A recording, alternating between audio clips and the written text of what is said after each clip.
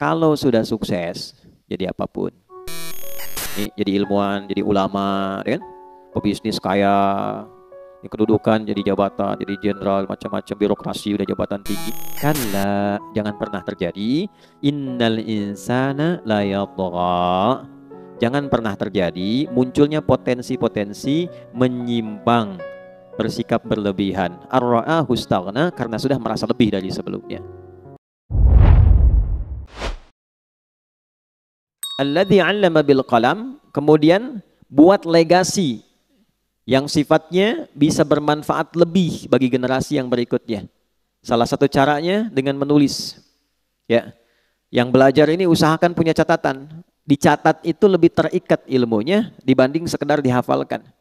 Nanti yang tercatat dirumuskan, diruntutkan, ke depan bisa jadi bacaan. Walaupun orangnya sudah tidak ada, meninggal misalnya, tapi kitabnya masih ada, maka disitulah kemudian namanya akan abadi. Keabadian itu yang memuliakan Allah. Imam Syafi'i nggak pernah kita lihat, ya kan? Nggak pernah berjumpa, nggak pernah. Masanya berbeda. Tapi karyanya sampai sekarang masih bisa kita akses dan dengan itu beliau dimuliakan keabadiannya. Karena itu orang-orang bijak mengatakan kalau Anda masih ingin eksis sampai dengan masa depan, maka wariskan ke masa depan itu tulisan-tulisan dari karya kita yang paling baik. Tidak ada yang terbaik kecuali menyampaikan pesan-pesan yang dimuliakan oleh Allah Subhanahu wa taala. Teman-teman juga begitu. Ya, yang di birokrasi, yang di kedudukan, yang di harta dan sebagainya, ya bukan sekedar kita jalani sebagai profesi. Kalau bisa jadikan legasi, bikin kebijakan. Ya, buat kreativitas, bikin inovasi, tulis. Supaya satu saat dikenang, saya pernah mengalami ini, diwariskan, minimal anak cucu bisa baca. Oh, dulu saya kenal kakek itu begini. Ya, bukan cuma lihat fotonya. Ya kan?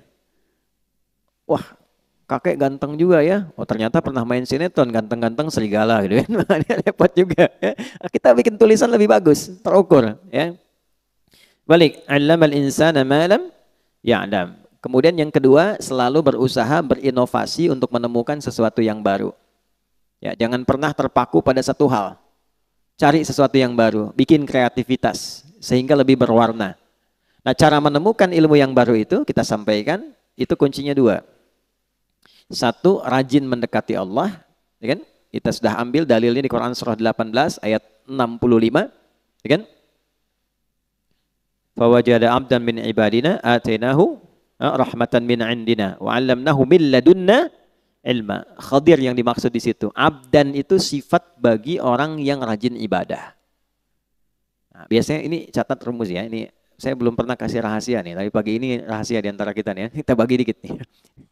Jadi di Quran itu nabi saja itu panggilannya itu dibagi 3 oleh Allah. Oke? Bagi berapa? 3. Untuk panggilan ya, bukan penyebutan nama. 1 nabi, ya ayyuhan nabi. 2 rasul. Ya? Yang ketiga abdun. Kalau misinya adalah pesan untuk menyampaikan informasi di lingkup pribadi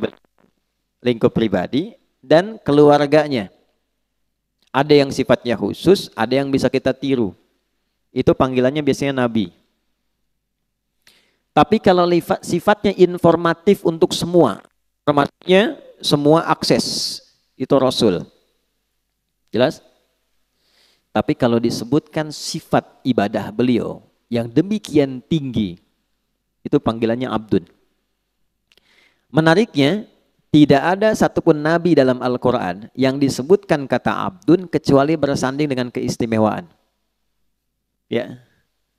Pokoknya kalau sudah abdun pasti nikmat, ni'mal abdu innahu, dan seterusnya. Ya. Nabi Muhammad itu saat diundang Isra dan Mi'raj, hal tertinggi yang belum pernah dialami para nabi dan rasul sebelumnya, itu panggilannya bukan rasul, bukan nabi, tapi abdun. Subhanalladzi asra bi abdihi, bukan bi rasulihi, bukan bi nabihi. Jadi ternyata Allah naikkan derajat kita itu, ditambah gitu, itu saat kita menghamba. Makanya sering saya katakan, kalau kita rajin sujud menunduk, Allah pasti mengangkat. Tapi kalau orang banyak mengangkat, Allah pasti tundukkan itu. Ya, pasti ditundukkan dengan cara apapun. Nah, jadi Termasuk rumus ilmu pengetahuan. Kalau ingin ditambah ilmunya, Allah kasih tambahan, maka naikkan status abdunnya. Dan di Quran, amalan seorang abdun itu selalu dibuka dengan iman. Iman dulu, baru amalan, baru jadi hamba. Contoh, sholat itu deklarasi keabdunan kita, penghambaan kita pada Allah. Deklarasi pertamanya dalam sholat. Karena itu kita katakan iyyaka na'budu wa iyyaka nasta'in. Ya Allah, kami sekarang menghamba sebagai abdun. Kan? Dan kami mohon pertolongan darimu. Itu pertama kali kita katakan dalam sholat. Kalimat sholat itu dibuka dengan iman. Pertama kali di Quran. Al-Baqarah ayat 3. Alladzina yu'minuna bil ghaibi wa yuqimunas sholah. Iman dulu baru sholat. Nah, kalau sholat konsisten, imannya diisi bagus, itu persamaannya ilmu diberikan. Di mana ditemukannya? Di Quran surah ke-58, Tarawih semalam, Al-Mujadalah. Di ayat yang ke-11. Ya. Iman dulu, ya ayyuhalladzina amanu, ya kan? Perhatikan kalimatnya. Ya ayyuhalladzina amanu, idza qila lakum tafassahu fil majalisi fafsahu yafsahillahu lakum. Wa idza qila lakum unshuzu syuzu. Yarfa'illahu alladhina, iman dulu. Amanu minkum walladhina utul ilma darajat. Kalau iman naik, ilmu pasti ditambah. Pasti itu. Ya, itu sudah rumus. Nah, jadi yang pertama kita coba tingkatkan keimanan pada Allah, rajin sholat. Sholat, ya, nanti pasti akan ditemukan hal baru. Yang kedua, ikuti petunjuk Nabi. Misal, kalau mau belajar, ikuti petuah dari Nabi. Begini cara belajarnya. Keluarkan kitabul ilmi. Kalau mau bisnis, ikuti pola bisnis yang ditunjukkan Nabi. Kalau di birokrasi, di kedudukan, ikuti bagaimana petunjuk Nabi. Ambil value-nya, maka apa yang terjadi? Perhatikan kalimatnya. Al-Baqarah ayat 151. Kama arsalna fikum rasulan minkum yatlu alaikum ayatina wa yuzakkikum 2 wa yuallimukumul kitaba 3 wal hikmata 4 5 wa yuallimukum ma lam takunu ta'lamun. Orang yang cenderung mengikuti prototipe kehidupan Nabi, cara yang Nabi ajarkan, gimana menjalani hidup, salah satu keistimewaannya Allah kasih pada orang itu apa yang belum ia ketahui. Nah, teman-teman di serse misalnya kan, kehakiman dan sebagainya, kadang-kadang mau nyelesain kasus susah tuh. Mau nemukannya. Sholat.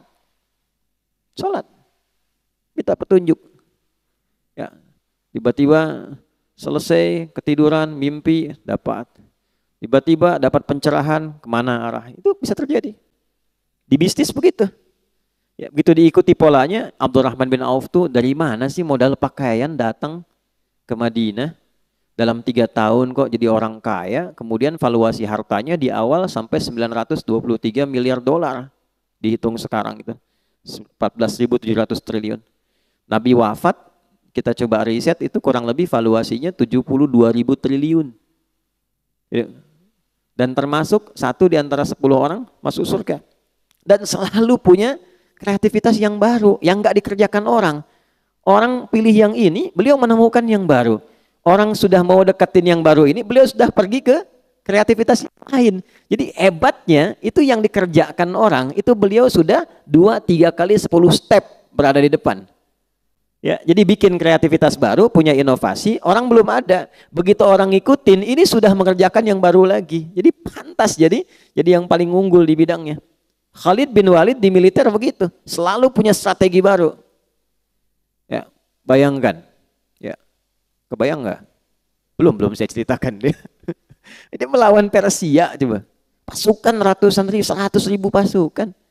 Beliau cuma bawa 10.000.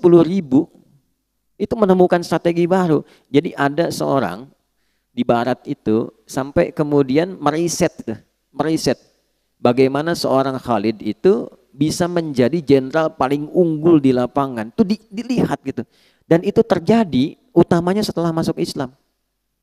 Sebelum masuk Islam hebat dalam strategi perang Uhud. Setelah masuk Islam lebih hebat lagi. Nah, itu jadi bab. Kalau dipelajari bisa sukses di bidangnya. Nah, itulah allamal insana ma lam ya'lam. Nah, yang kemarin kita telah berhenti di ayat 6 sampai 8-nya, kalau sudah sukses jadi apapun. Nih, jadi ilmuwan, jadi ulama, kan? Pebisnis kaya, yang kedudukan jadi jabatan, jadi jenderal, macam-macam birokrasi, udah jabatan tinggi. Kalla, jangan pernah terjadi. Innal insana la yatgha. Jangan pernah terjadi munculnya potensi-potensi menyimpang, bersikap berlebihan. Ar-ra'ahu istaghna, karena sudah merasa lebih dari sebelumnya. Karena pasti peningkatan sesuatu akan merubah karakter dan gaya hidup. Bab gaya kan sering saya ulang begitu, F1 sama dengan F2. Dikonfirmasi di fisika, metafisik itu dengan fisika dekat. Ya, orang kalau gayanya pelan, nggak kedengaran pukulannya. Tapi kalau kencang, bunyinya kencang. Ya, sama, harta kan sering saya katakan, kalau masih punya 10.000, masih bisa dibagi dua. Nah, makan yuk, gitu ya. Ayo, di mana? Warung Jackie Chan depan, ya, misal, ya. Makan 10.000 tuh, berangkat sama Ihsan. Begitu nyampe sana, Ihsan bilang, aduh saya nggak bawa uang. Tenang, kita bagi dua nih, 10.000 bagi dua. Tapi ketika Mus'ab sudah punya 1 miliar, bisa nggak bagi dua sama Ihsan tuh? Belum tentu. Karena sudah berbeda, kualifikasi sudah lain, itu merubah. Dari bawaan sudah beda, wibawa sudah lain, karakter sudah tidak sama. Normal, nggak apa-apa. Quran bilang nggak apa-apa. Yang dijaga itu jangan berlebihan.